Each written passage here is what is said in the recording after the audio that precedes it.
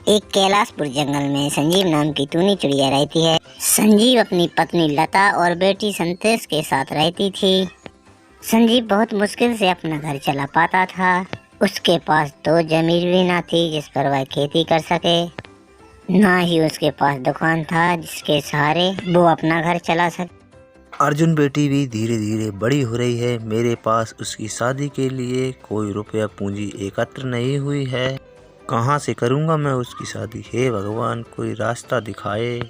गांव के किसी भी घर में साफ सफाई करनी होती तो वह कर दिया करता और किसी के खेत में कचरा पटाने का काम भी कर दिया करता, परंतु यह रोज का नहीं था। यह काम कभी कभी मिलता था।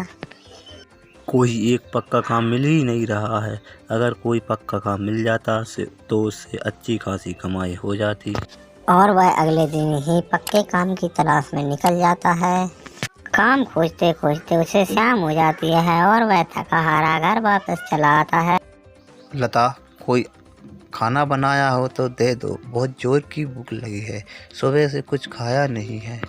हाँ जी, थोड़ा आटा बचा हुआ था, उसी का बना दिया। कल क्या बनाऊंगी कुछ समझ में नहीं आ रहा। ओहो, जो है पूरा कर दो। कर भी क्या सकते हैं, मैं खुद ही काम को लेकर बहुत परेशान हूँ। जी आप परेशान मत होइए, भगवान ने चाहा तो सब ठीक हो जाएगा। लता संजीव को रोटी सब्जी परसती है। आज तो ये नसीब हो गई, कल क्या पता ये नसीब हो पाएंगी या नहीं। संजीव रोटी सब्जी खाते हुए काम के बारे में सोच रहा था। तभी वह सोचता है कि रोटी सब्जी इससे तो मेरा काम बन जाएगा। संजीव खुशी के मारे लता से कहता है, लता, मुझे पता चल गया किससे मेरी अच्छी कमाई हो पाएगी। क्या तुम मेरा साथ दोगे? हाँ जरूर, क्यों नहीं, मैं आपका साथ जरूर दूंगी। मगर ये तो बताइए बात क्या है। लता, मैं आज से हर रोज रोटी सब्जी बेचा करूंगा, जिससे अपनी कमाई हर रोज हुआ करेगी।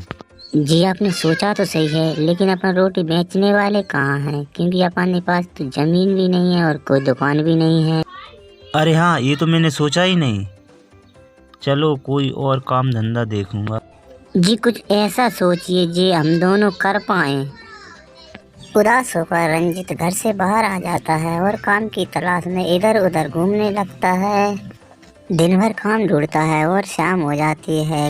काम न मिलने के कारण वह जंगल के रास्ते से घर लौट ही रहा था। तभी अचानक उसे एक पोटली दिखती है।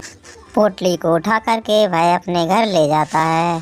तभी उस पोटली को खोलकर देखता है तो उसमें सोने चांदी हीरा जवाहर निकलते हैं।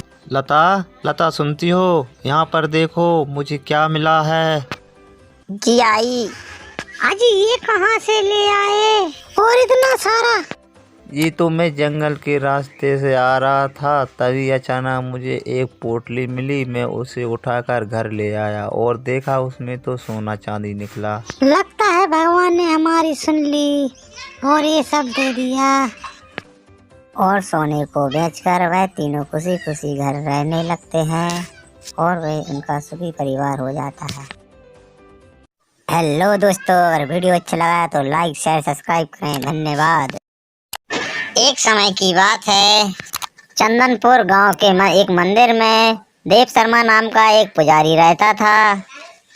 गांव के सभी लोग उस पुजारी का बहुत ही सम्मान किया करते थे। उनके वक्त उन्हें सोना चांदी कपड़ा पैसे आदि दिया करते थे। उन्हें बेचकर उस पुजारी ने बहुत सारा धन एकत्र कर लिया था। पुजारी कभी किसी पर विश्वास नहीं किया करता था और अपनी धन की सुरक्षा के लिए हमेशा चिंतित रहता था। और वह अपने धन को एक पोटली में रखता था और जहाँ पर भी जाता उस पोटली को साथ लेकर जाता था। उसी गांव में एक ठग रहता था और वो मनी मन सोचता था, पुजारी के पास तो काफी धन जौन पड़ रहा है, मैं इसकी चोरी कैसे करूं। तभी उसे एक विचार आता है और अपना रूप बदलकर साधु की तरफ जाने लगता है और गुरुजी उसे रास्ते पर ही मिल जाते हैं। तभी गुरुजी से कहता है, गुरुजी मुझे अपना शिष्य बना लीजिए, आप जो कहोगे वह मैं करूँगा। चलो ठीक है, मैं तुम्हें अपना शिष्य बना लूँगा, पर जो मैं कहूँगा तुम्हें करना होगा। इस तरह ठग ने मंदिर में प्रवेश किया और वह मंदिर में झाड़ू पोंछा करता और मंदिर में अनेक काम किया करता था। वह धीरे धीरे कुछ दिन बाद ही गुरुजी का विश्वास पात्र बन गया था। तभी गुरुजी कहते हैं, सोनू इधर आना बेटा। और सोनू भागता हुआ गुरुजी के पास पहुंच जाता है और बोलता है, हाँ गुरुजी बोलिए क्या काम है। बेटा गांव से निमंत्रण आया है, उन्होंने आपको न्योता दिया है और तुमको भी बुलाया है। हम साथ चलेंगे और वह निमंत्रण आज का ही है और अपन को आज ही निकलना पड़ेगा। ठीक है गुरुजी, चलो चलते हैं। और वह दोनों जंगल के रास्ते से होकर जाते हैं। तभी अचानक उन्हें रास्ते में नदी मिल जाती है। तभी गुरुजी कहने लगते हैं, सोनू बेटा मैं इस नदी में नहा लूं, जब तक आप यहीं पर खड़े रहना, मैं अभी गया और नहा के आता हूँ। इतनी कहकर पंडित जी वहाँ से नहाने के लिए चले जाते हैं। तभी वह सोनू ठग उस पोटली को लेकर 9-2-11 हो जाता है और पंडित जी पानी में डुबके ही लगाते रह गए। तो दोस्तों इस कहानी से यह सीख मिलती है कि किसी अजनबी की मीठी मीठी चिपड़ी चौपड़ी बातों में नहीं आना चाहिए। हर हमेशा मीठा बोलने वाला ही लूटता है।